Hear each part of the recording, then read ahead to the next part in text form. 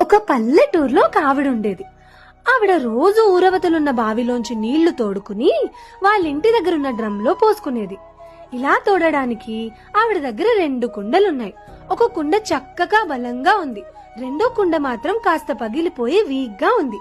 ఆవిడ అయినా కూడా రోజు ఇవే కుండలతో నీళ్లు తెచ్చేది. అయితే బాగున్న కుండలోంచి బోలెడన్న నీళ్లు వచ్చేవి, కానీ పగిలిపోయిన కుండలోంచి చుక్క నీళ్లు కూడా వచ్చేవి కాదు. రోజు ఆవిడ అయినా కూడా ఇలాగే చేస్తూ ఉండేది. ఇదంతా చూసిన పగిలిపోయిన కుండకి బాధ అనిపించి ఆవిడతో ఇలా అడిగింది, అసలు నేను దేనికి పనికిరాను, అయినా నువ్వు రోజు నన్ను తీసుకుని ఎందుకు వెళ్తున్నావు?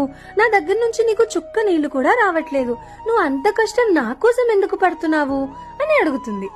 అప్పుడు ఆవిడ, అయ్యయ్యో, నువ్వు డ్రమ్లో పడే నీళ్ళని మాత్రమే ఎందుకు చూస్తున్నావు?